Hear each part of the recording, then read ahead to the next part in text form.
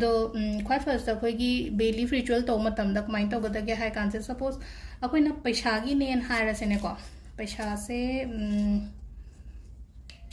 keno to bio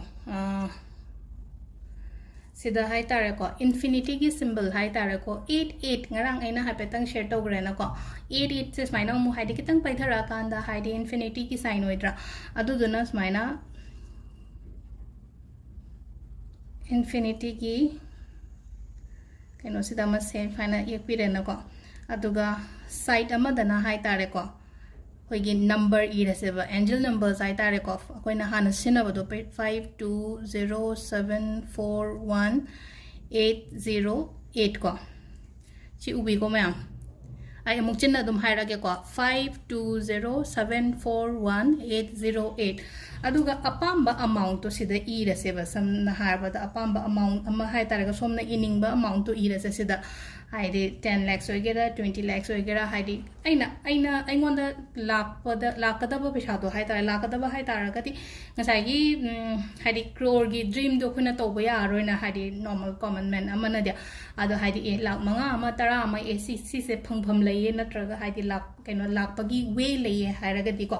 adumaina an harasine ko ado sida hapetang haidi irasine ko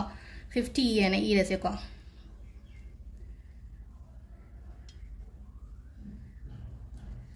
50 lakhs and a harasine ko ado charapa amas maina ire ko haido sigi ado se ko ado pot se pairaga hai tare ko mamang da Bayleaf to giba adu maina adum hai tare ko haidi si se pairaga ngatang akoina pot se haidi wish se hai tare ko si se phange la e haina khanbiyo ko haidi wakhan se da ko haidi sigi pesa se la e si pesa se la amatung da ai gi ngasai gi tau ko da khot ka da mayam harasine ko yum kai sabu oiro pot leiba bu oire angang gi kenom to bu oiro ko poiro pesa se la amatung da si tawre haida mit wishalaga khanbi ba hai tare ko aduga adui matung da sigi keno se akoina burn tok thok pide ba horen ko haidi candle ama kai ma lobiro ko candle angoba natraga asangba gumba lawrase ko haidi hanagi asangbaga legibre on leitraga na haidi adum angobo se universal color adum oi ko aduna angobo gumba to bi bai ko sida ama lere ko khwai first ke sisina koina pesa gi in hires ne ko ai hojik burn to ro ya horen gumba burn to ro ge ko haidi sum keno mayam da kamaina to ko ut kamaina haidi igadabno khotgadabno haib adugi utpagi damakta ne ko aduga amana health ki in hires ne ko same ngasai gi health oiro natraga haidi paisa natraga su wish to pani ningba su dum legal lena khoi se ko aduduna sida blue color ama sinner se ko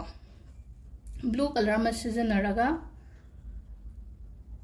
1176 ani rasine ko 1176 se koina wish fulfillment number ana ha ko 1176 ire ko aduga aigi health ko healthy ina harasine ko aido healthy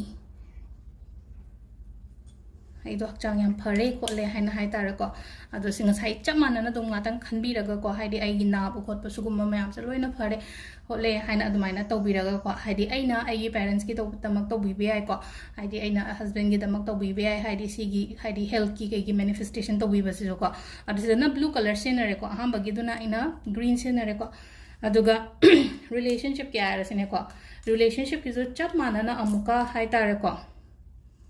red color ko aina scenery se adunga sagi red green kari kra kem leitre na khalase ba blue se na bio ko haidi amta haidi samuk leiru ba khol ba farak ta na khalase ba adu relationship ke dana haidi 541 na harase ba 541 adu se ki tang di pi ko aduga sida haidi partner name do hai tare ko somgi partner gi maming do sida ibio ba haidi ishagi ming shu ibio aduga aigi partner gi maming do so irasine ko